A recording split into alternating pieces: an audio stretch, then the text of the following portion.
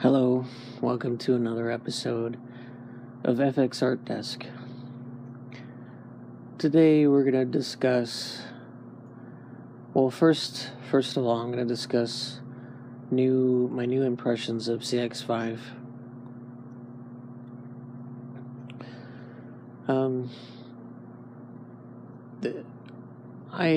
I've been working with CX5 off and on for like 5 years or so, a very long time. And the longer that I work with it, the more I'm becoming familiar, more confident with it. The more that you learn about a material, the faster you can get with it. Well, CX5, it still takes me a long time to work with this stuff. I can whip out a super sculpey model or oil-based clay model relatively faster than I can with this.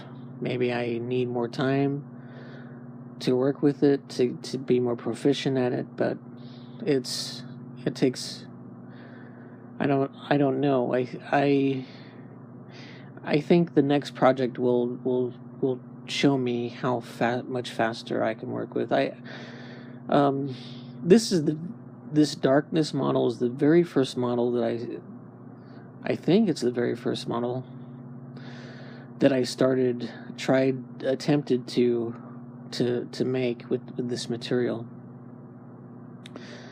It takes a lot of time. Of course, with anything, it takes you longer when you're trying to learn how to use it at the same time. A thing about the CX5 is that I was hoping that the CX5S would improve the speed at which I can work, because I'm used to working with softer material. This softer CX5S is too soft and gummy. It doesn't, when I would try to wet sand it, like it showed right there in this video, when I would move the sanding pad over it, it would roll up little tiny pieces of wax, and then it would deposit itself onto the surface. So a way to avoid that is to make sure that the water is really cold. I mean, I've seen tutorials of people using other materials like monster clay or Chavant, and they use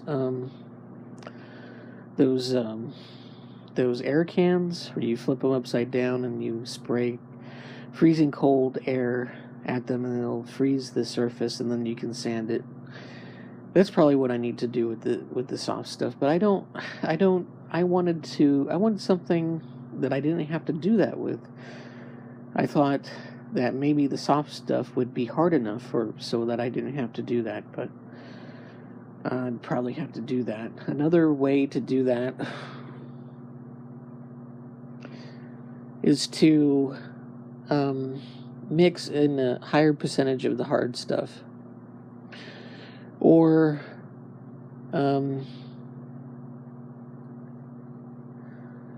just use hard on its own. I was looking at other YouTube videos. I found this one really good channel. It's called Clay Tricks, I think that's what it's named. It's called. These guys, I think they're out in in South America. So if you watch their videos, all their videos are in Portuguese. I think that's the language that they're speaking. So, but they had this one video. I don't know if they have any other ones with a demonstration of CX5, but there was no speaking in it. All there was just CX5 and heated tools like a wax pen. I think they had a different one. It's not the Kerr Waxer, it's a different one. I've seen it before, but I can't remember what it was called. Or was it a Kerr Waxer? I'm not exactly sure. The Ultra Waxer Part 2, maybe?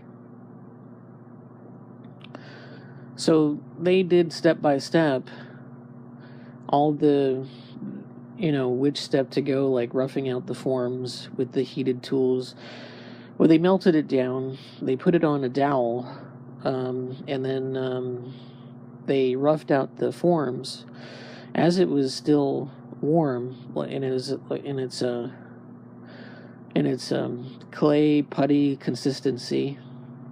They roughed out the form of a torso, a idealistic looking male torso, and then they took. They used calipers. They cranked up their heated tool, their waxer, and did some shaping, some general shaping, not much detail, and then they, once they got the form right, they lowered the temperature of the waxer and started in like a little bit more precise. Well, they did like lines indicating, like a grid on top of the face indicating where to place all the eyes and the nose and the mouth in the proper places. And they used calipers, and then they fine-tuned they put in a little bit detail and kind of smoothed it out with the heated tool on a low setting. I'm not exactly sure what setting they used. And it's still rough. You can get so far with the heated tool. You can't smooth it out with a heated tool. You have to use lighter fluid to soften up the surfaces. You paint the surface with the lighter fluid. I experimented. I finally caved in and decided to use lighter fluid on this model. I was trying to avoid that, using chemicals as much as I can, but there's no way around that with using hard materials like this. I tried using scalding hot water, boiling in a pan with the paintbrush. It doesn't produce the same surface texture as with the chemicals, with the lighter fluid, because it softens it up, and it softens it up in a different way. I tried it before, but not quite like this way. Like I painted his Darkness's musculature with the lighter fluid, and then I went over it with a raking tool, and I got all these shavings, which also I didn't want to.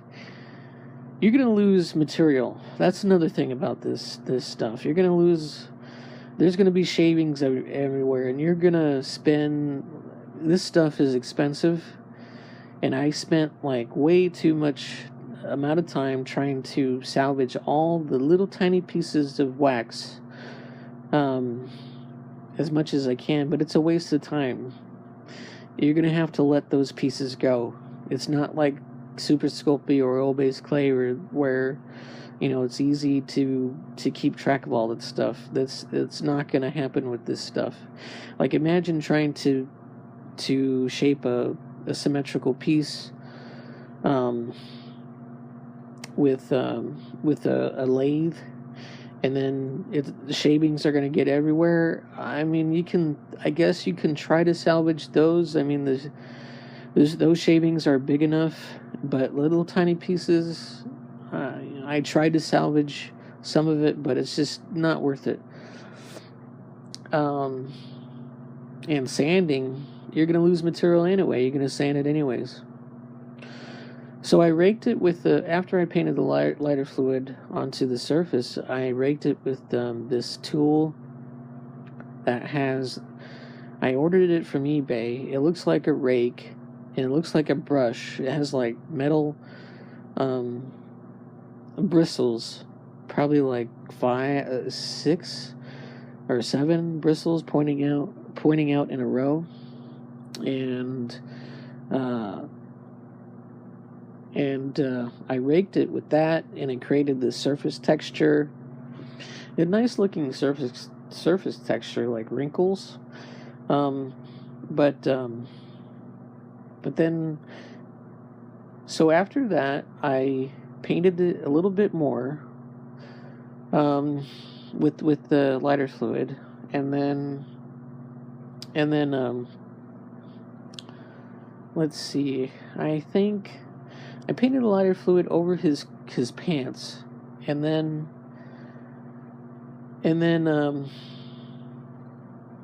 I smoothed it out with the sanding pad.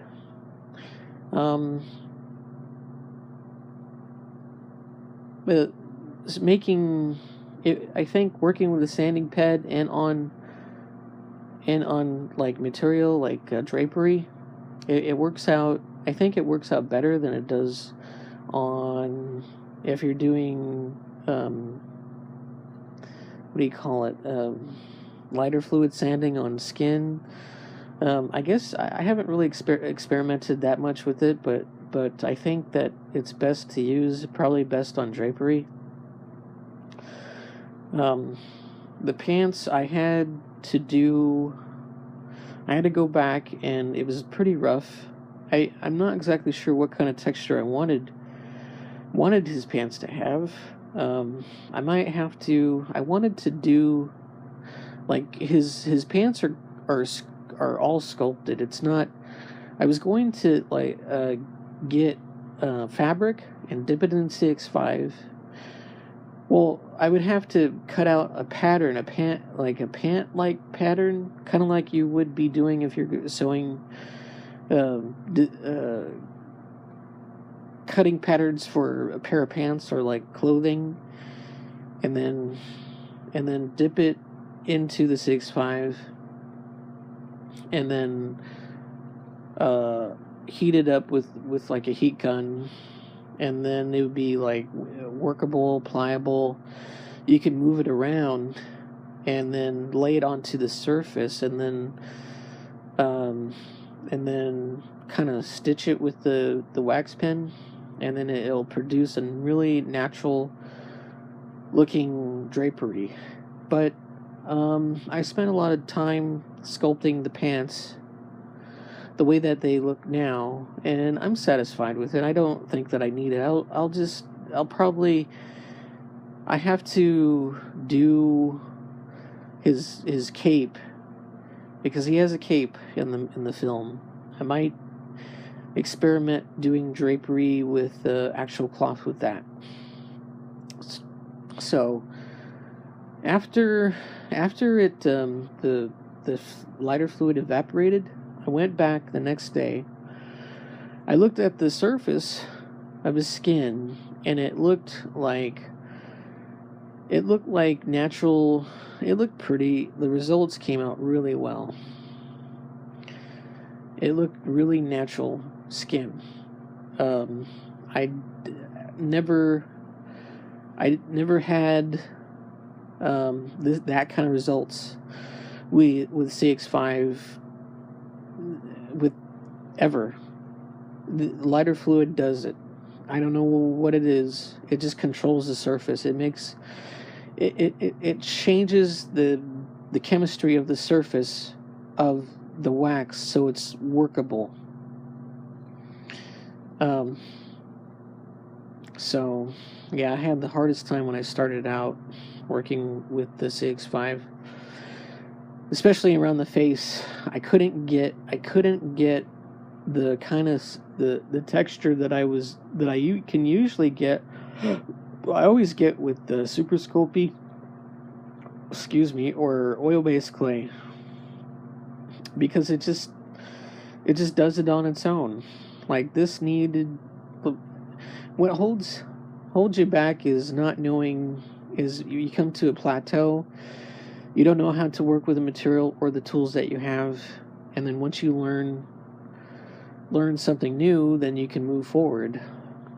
And that's how it is with this material, just like any other material. So working with darkness, I'm coming closer to finishing this model. I'm going to take out all the square tubing. I have square tubing in his left leg because why not? Well, I wanted to make it easier for the mold making process. But I plan on using silicone, and I want to degas the silicone, so I'm gonna have to I have a vacuum chamber, but if I make a mold for this entire piece, it's all one piece. And if I'm going to make a block mold, it's not going to fit into that chamber. So what I'm going to have to do, I'm going to have to weld his other leg back onto. I'm going to take out those metal tubings, those interlocking joints, and I'm going to melt his leg back onto onto his body, and then I'm going to make a different cut, not such a steep angle, because it creates like a really pointy thin area where his hip area is on his leg. I'm probably going to make it flat. I'm not exactly sure, but I'm going to weld it back together. And then I'm going to cut his pelvis area, where his pants, the edge of his pants, where it goes to his torso. I'm going to make a cut right there, and then I'm going to cut off his legs, so that can all fit into. I can create molds where it can fit into the vacuum chamber. And then I'm not gonna use the tubing as locking and key joints. I'm going to scoop out. I'm going to make like tapering keys. I showed in the previous video when I was sculpting Orihime. I made tapered like keys that kind of look like pyramids, but it's like cut off on the top, so it's like flat on top. And then I'm going to scoop out. Well, I'm going to weld that on one side of a flat area of the model where it's going to be keyed, and then on the opposite where it's going to fit into, where it's going to lock into, I'm going to scoop out that area, and then I'm going to take like a flat piece of CX5 and heat it up, and then get it to like a putty consistency, flatten it out, and then wrap it around the key so that I can make a locking socket. And then I'm going to clean it up, and then I'm going to go onto the, let's say, to where that locking socket is going to go into. I'm going to scoop out the surface where I'm going to cradle that in, and then fill up that area, and then it's going to, I saw it on Claytrix. I apologize if I'm not pronouncing correctly, but when I create another video, you'll see what I did. And if you look at my Orihime video, it'll show you a better idea of what that technique looks like. But I'm going to use its own material as a lock and key lock and key mechanism. If it's a smaller piece, like a really small piece, like one of his ears, I'm gonna have to use metal, like wire, to as a pin. I can't use its own material because it'll break really easily. It's really brittle. And even on his nails, I'm going to have to make nails on his fingers. So I'm going to have to use, I'm thinking about using green stuff to make his nails, because his nails are going to be super, super tiny. And let's see. So, oh yeah, and once I have everything welded together, right now his arms are welded back onto his torso, because I wanted to reshape his arms. I wanted it to be all cohesive, because I've been sculpting everything separately. I think you're supposed to keep it all together at once for the majority of time, so things you don't have, you can make sure that your arms are not too big. Other things, proportion, it works better with proportions. So having those different key and locking joints it also makes a better looking model. It makes sense on model kits. Scale model kits of characters, they have those shapes. It comes close. It's just nicer looking. It makes more sense. I don't know why I used I think I saw it on a different tutorial, and it made sense to me. But because this material is so firm that it will work out that way. So I had other things to discuss, but this looks like this video is coming to an end pretty soon, a couple minutes. So I'm gonna have to discuss those things later. Anyway, I hope you enjoyed the video. If you have any questions, please feel free to leave a comment. You can like my videos, or you can, or not. Anyway, have a great day, and happy sculpting. Thanks for listening or watching. Bye.